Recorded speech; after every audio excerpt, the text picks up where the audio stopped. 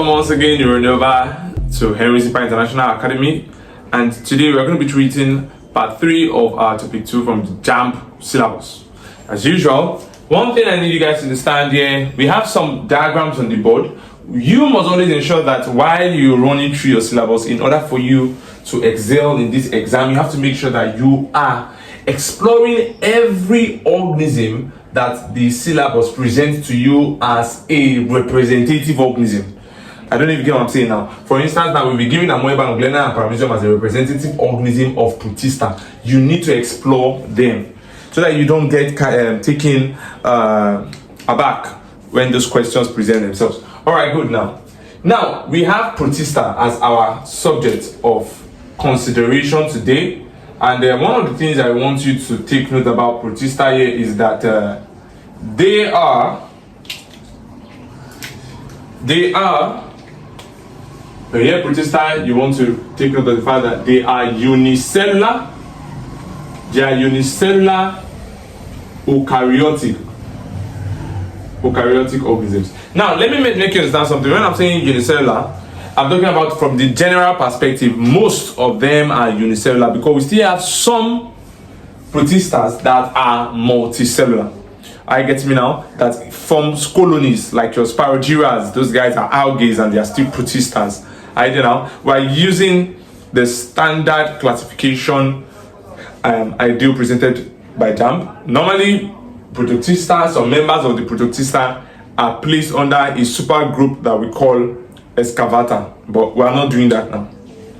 We are using the recommended JAMB curriculum. So here now we have unicellular eukaryotes as Protistas, right? And one thing about Protistas is that they can take part in both. Some of them take part in sexual reproduction, asexual, or both. And then when you talk about their feeding, I want you to take note of the fact that you can have 3 kind of feeding categories of your Protistas. And what are those 3 categories of your Protistas? You have those Protistas that do what? That are heterotrophic. So when they say you are heterotrophic, it means you depend on other organisms for food, and that can make you parasitic. You understand what I'm saying? Then you have those guys too that are autotrophic. So the autotrophic ones now do not depend on organism for food, right? They can synthesize their own food by themselves. Then you have this last category here that we call mixotrophic. The mixotrophic. So these mixotrophic now are those that have the ability to do both your heterotrophic mode and your autotrophic mode of nutrition. You see that now? So it is very, very key and very, very important that you understand that these organisms are organisms that can carry out any of this mode of nutrition. You understand? All right, good. Now, traditionally, we can classify Protistas into the following. We can classify Protistas, that's the Kingdom Protista. This is the kingdom. We can classify them into the following groupings. Protista now, we can classify them into 3 major groupings. And one thing I want you to understand about Protista here is that many organisms arise and evolve from the Protistas. Plants evolve from the Protistas, right?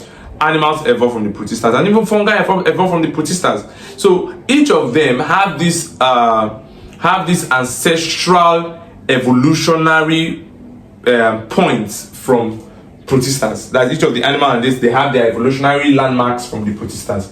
Now, that is what was used to classify the Protistas. So we have those Protistas that we call the animal-like Protist, the animal-like Protist.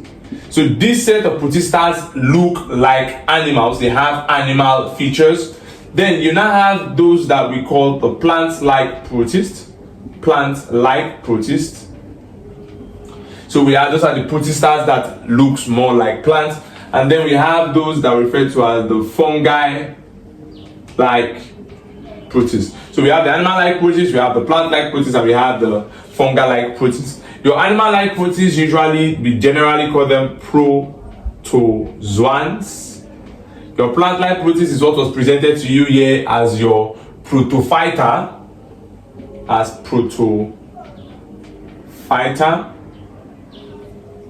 Are we there now? And then your plant-like protists, there are numerous names that you can use to demonstrate your plant-like protists. You understand? We have those that they call phycophyters. You understand? So generally, these are the two major ones there, and then we'll be exploring them one after the other and be checking out where each of these examples that JAMB presented to us, where they fall into in this category, right? All right, good. Before we do that now, let's quickly appreciate these three members. Who is this? This is Amoeba. Amoeba. This is your Amoeba, right? Amoeba Proteus is a major species. Then who is this? This is Euglena. This is your Euglena. Major example or category of organism in that place, or species in that place, Euglena gracilis. And then you have your Paramecium.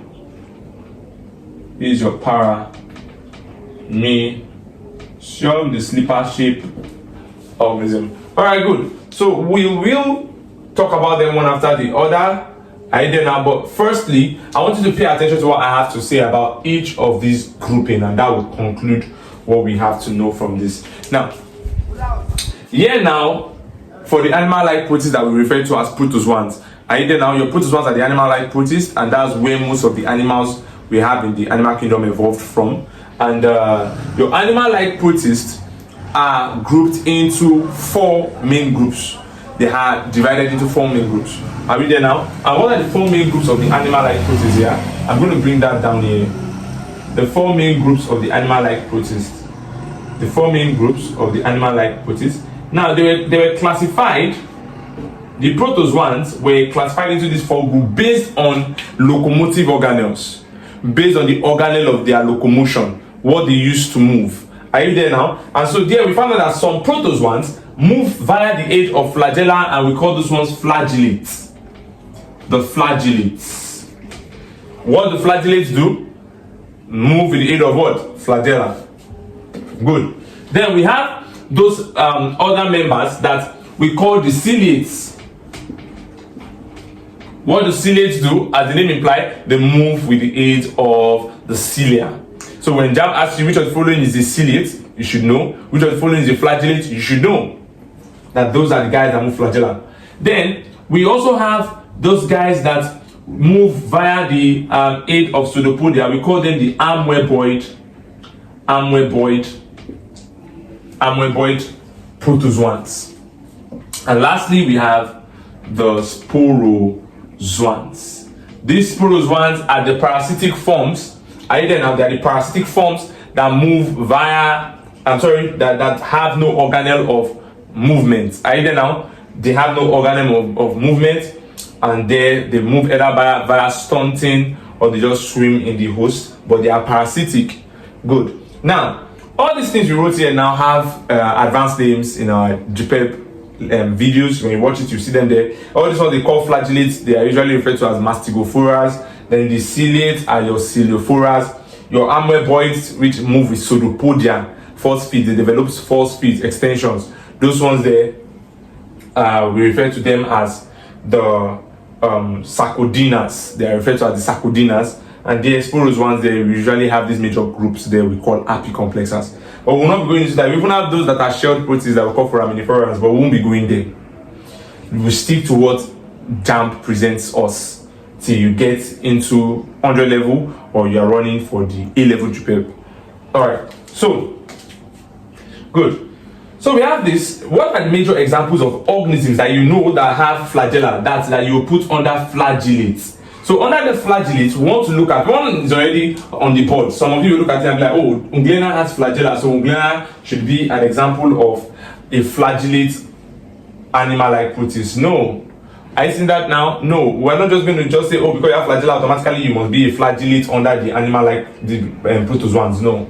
Either now, we are talking about animal-like protozoans that have flagella. Those are the flagellates. Either now, and so that's when you want to talk about people like trypanosoma, as trypanosoma that causes trypanosomiasis, sleeping sickness. It is a flagellate. It moves with the aid of flagella. All right, we have other ones too. We have Leishmania. But for the aid of this class, I'll just stop there. We have so many of them. So, what about your ciliates? What about the ciliates? The ciliates are those that move with the aid of cilia. You can see one on the board, and that's what we call Paramecium. Paramecium. Keep it that simple. Keep it that simple. We have other ones, right? We have those ones that we call Vorticella. It's another example, but majorly stick with Paramecium as the typical example to use. That's what you should be expecting, except you're an A-level student. Then Amoeboid, which are the Sarcodinas, I said earlier. Amoeboid are those that move with the aid of what? Pseudopodia. These flagellates move with flagella. Ciliatas move with cilia. Then Amoeboid protozoans move with the aid of pseudopodia, false feet. And there you have your Amoeba. That's where you have your Amoeba, whether Amoebic proteus and Amoebic histolytica that causes dysentery, any one of them. Then sporozoans don't have any organelle of locomotion. JAMB can ask you which of the following protozoans do not have an organelle of locomotion. You want to quickly identify with any sporozoans. And the commonest one they usually we want to present you with is Plasmodium. That's this the causative organism for malaria. And again, from there, you can see things like which of the following is the commonest cause of malaria in Nigeria, or you understand those kind of answers is falciparum. Because we have so many kind of Plasmodium. You have Plasmodium knowlesi, you have Plasmodium ovale, you have Plasmodium malariae, you have Plasmodium vivax, you have Plasmodium. So, but basically, you want to stick with the Plasmodium that JAMB will present you, and I'm telling you already, that's falciparum. They usually want to ask which of the following is the most prevalent form of Plasmodium, or which one is the commonest form of, or the most dangerous or most harmful or the most lethal. It is Plasmodium falciparum. Plasmodium falciparum. So Plasmodium P, Plasmodium, that's the most commonest. Other ones are ovale, knowlesi, vivax, malariae, and all. So good. This I just said that has come out before in the exam, so you should make sure you don't joke with that. Take good notes of that. Alright, good. So we are done with the animal-like protozoans, right? Now, the one thing about them is that they can reproduce asexually via binary fission, and some of them can do sexual reproduction via conjugation, like Paramecium does conjugation. It is very, very common it's a common form of sexual reproduction in Paramecium. You understand that now? Okay, so now, these are the parts of the animal-like protists. Please, I'm not explaining Amoeba. This Amoeba is this structure. These are not things for Amoeba. You understand what I'm trying to say? Don't, in case of the board arrangement. Then we want to talk about plant-like protists, right? Plant-like protists now. So your plant-like protists, as the name may imply, plant-like protists, they look like plants. They look like plants. So what are the major things about the plant-like protists? They have pigmentation. Plant-like protists have pigmentation. Those pigmentation usually are for their autotrophic modes of nutrition. Right now, you see some of them have chlorophyll A, chlorophyll B, some of them have chlorophyll C, and then some of them xanthophylls and all those plenty pigmentation. You understand that now? So, this, just the way your animal-like protists were divided into 4, your plant-like protists also are divided into 4. And what are these 4 groups of your plant-like protists? What are these 4 groups of your plant-like protists? You have the euglenoids, you have the euglenoids. Major typical example of the euglenoids is what? Is the Euglena. I know now, and basically, it's the mixotroph. When you say the mixotroph, that means it can do autotrophic and heterotrophic mode of nutrition. We will soon label these diagrams. You see that this guy has chlorophyll here. You're getting that now. So, then you also have your diatoms. These diatoms are usually very useful in the aquatic habitats. They are useful in aquatic habitats. One thing I want, okay, when I get to the label now, I'll identify that. So that's diatoms. They are found in aquatic habitats. Most times serve as food for other organisms and all. Then you have these guys we call the dinoflagellates. So the plant-like flagellates, these are the plant-like flagellates that have two flagellas. Are you there now? They are the plant-like flagellates that have two flagellas. Are we there now? So that's the dinoflagellates, and usually they are responsible for red tides in seas. Very common question they ask. They are responsible for red tides in sea. And then you have this last group of your plant-like protists after you have dealt with the unglenoid group, which I said are like your Euglena. They are mesotroph in the sense that they can do both.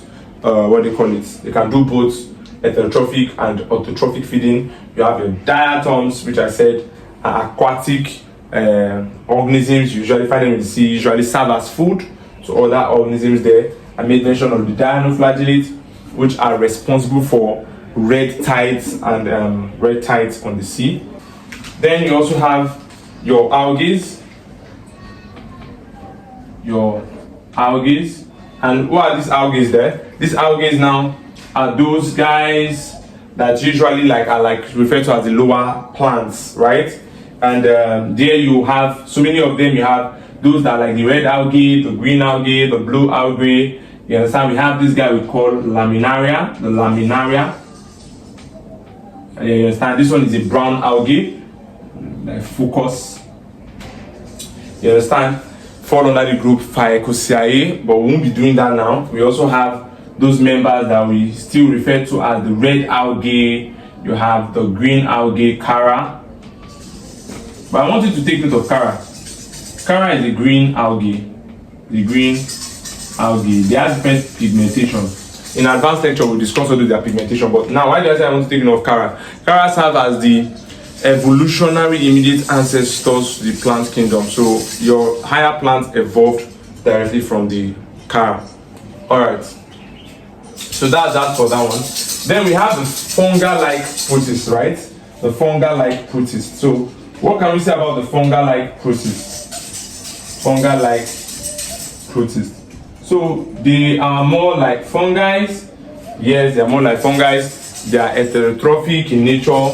Are you there now? And they are divided into two main groups. And what are the two main groups? We have the slime mode and we have the water mode.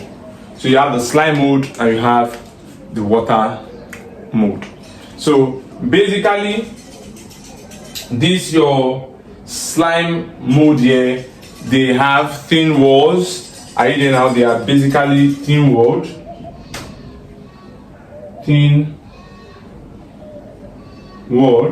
And your water mode are usually like your hydromycetes. They are found in water habitats.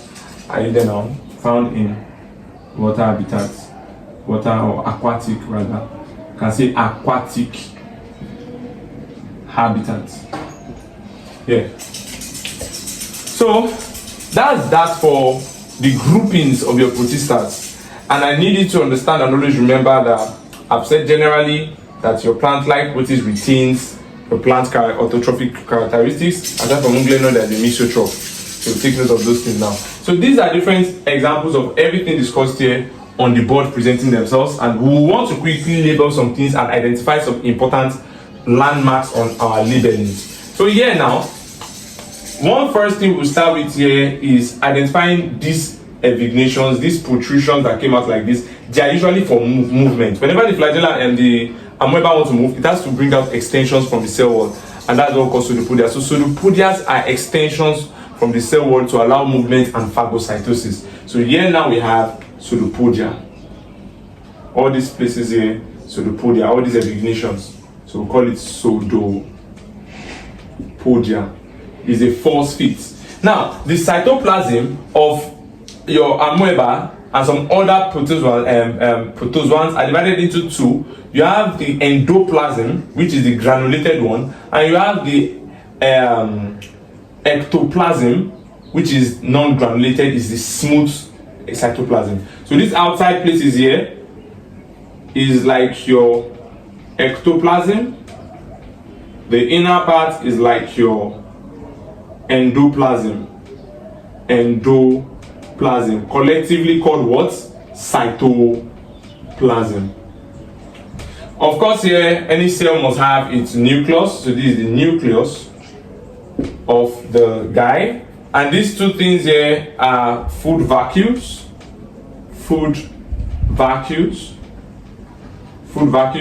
which are formed whenever ingestion of materials from the extracellular compartment has occurred. You get, maybe there was a food, something here, maybe this food was here, it will form a vesicle around it and push it in, and that will become a food vacuole. So here you have your contractile vacuole, here contractile vacuole. And quickly, let me make you understand something. Amoebas are usually found in freshwater habitats. And for the fact that they are found in freshwater habitat, that's one of the reasons why they need contractile vacuole, in order not to pump in more amount of water than necessary, that will not lead to bursting or turgidity, which will not lead to what they call it, lysis of the cell. You understand? So we don't want that kind of a thing. So that's why it has the contractile vacuole to regulate the amount of water intake that's occurring within the cell. And I think I'm done labeling everything that's on this diagram here. So good. We move to the next person here. Here you have your paramecium. I want you to quickly understand something. They used to ask that question in JAMB very well. How to identify the side of the paramecium? Which one is the front side and which one is the back side of the paramecium? Now, the blunt end, which is this side, you see we have two ends here. This is a blunt end and this one is more pointed, right? Sharp end. So this sharp end here is usually the anterior and the posterior end. So you call this place the posterior. And when we say posterior means back, the back side. Are you there now? So the back side. So when you see the guy now, maybe this marker now, I know this is the head of the my marker normally. So if I put this marker like this is the anterior side of my marker and this is the posterior side of my marker from this reference frame, viewing it from here, right?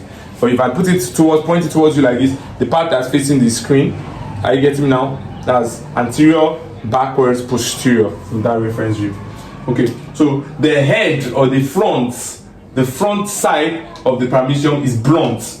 Are you getting it now? You should note that the sharp end is the posterior side. So I can easily identify here as the anterior side, the posterior end. Now, this is what we call the oral groove. It's called the oral groove. Let me label it to the other side there.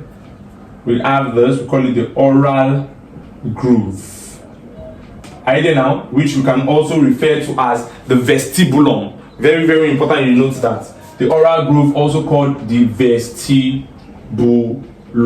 So it's through this opening here, which is ciliated. That's a ciliated oral groove that will allow material move in, either now, into the this vestibular part of the oral groove. From this opening here, your material enters into the vestibulum, the oral groove itself. Are you getting me now? And it gets to this point here that we call the cytopharynx. The cytopharynx. And then we have here like this, we have the cytostome. That cytostome is as good as saying the mouth. Are we getting the concept here now? So that's the cytostome, you have the cytopharynx.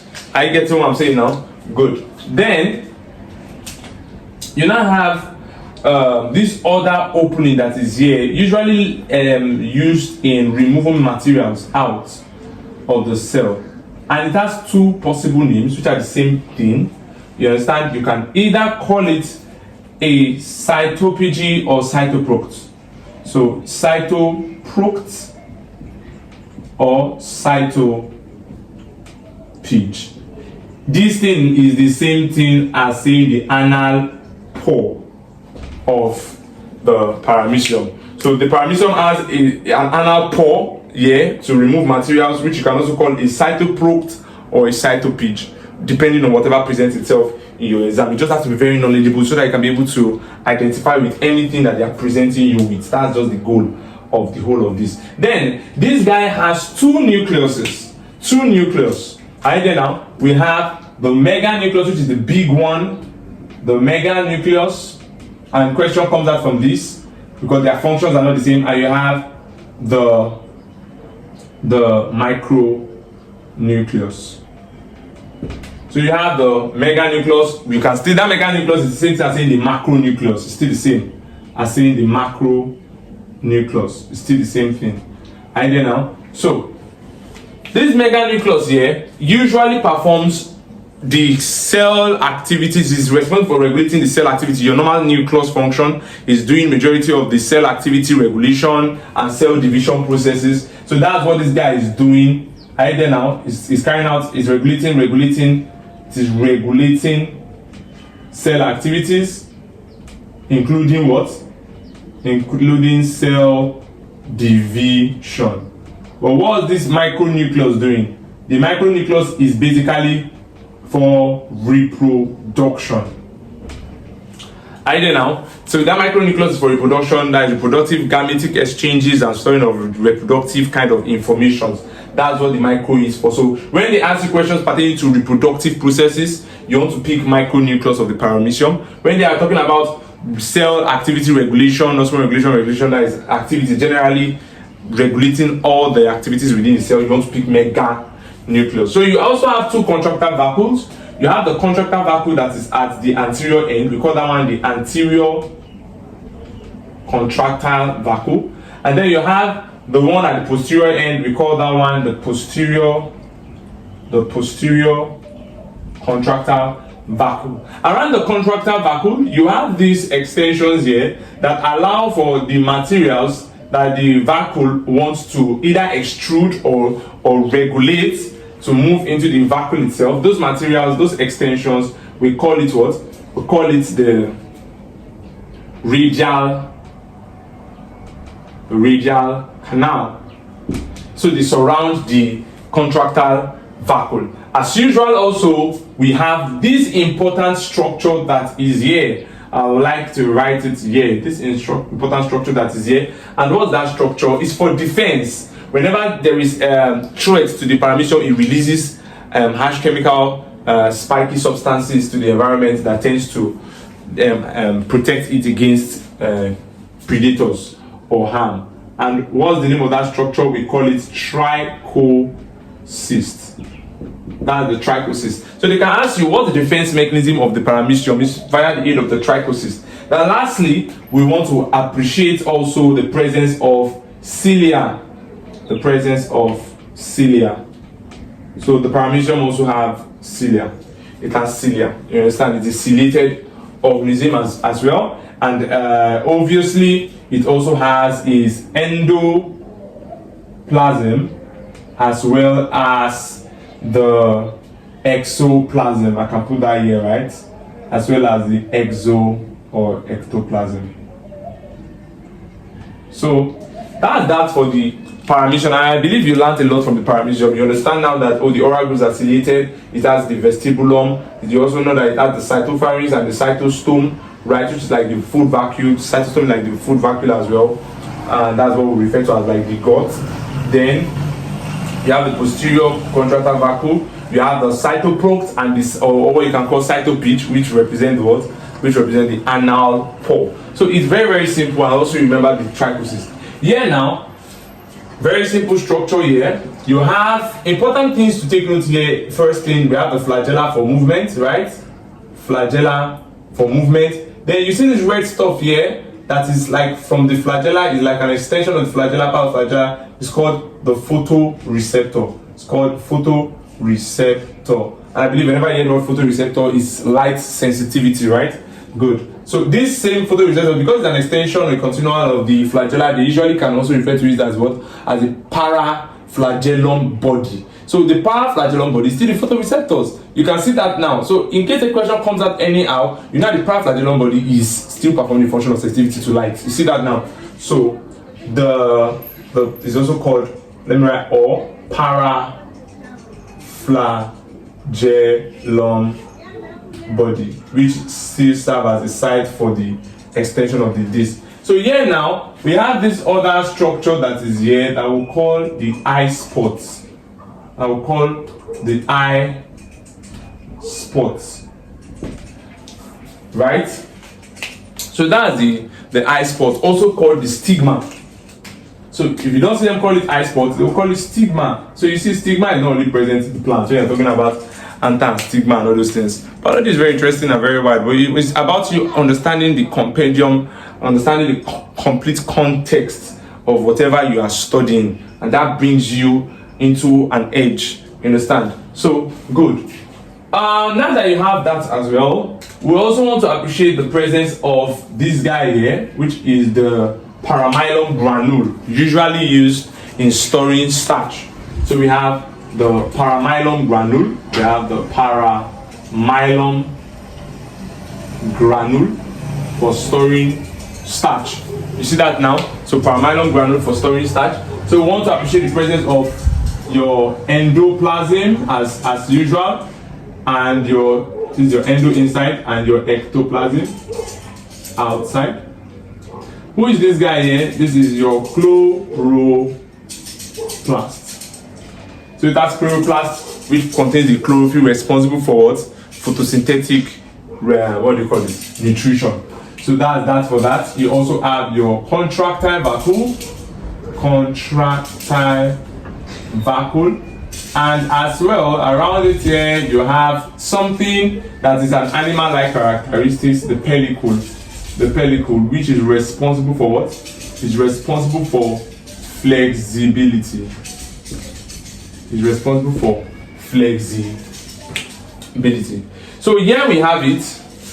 We've been able to complete the concept of your Protista, running down from how they are classified into three, and then we'll look at the subdivisions of each of those three, and we've been able to appreciate the diagrams here and also appreciate their reproductive processes, as sexual by binary fission and asexual, asexual by binary fission and sexual by what? By conjugation or gamete formation. So let's keep that in mind. So that will be that, neuronova scientist at Emory International Academy, for this lecture. Stay tuned for the part 4 where we'll be talking about the fungi. So here we've completed the Protistas, and there we are going to be talking about the fungi. Alright, so do well to subscribe to our channel if you haven't subscribed yet, and also click on the notification bell below. Do well to also drop your questions in the comment section, as that will help us to create more videos and content to analyze your questions.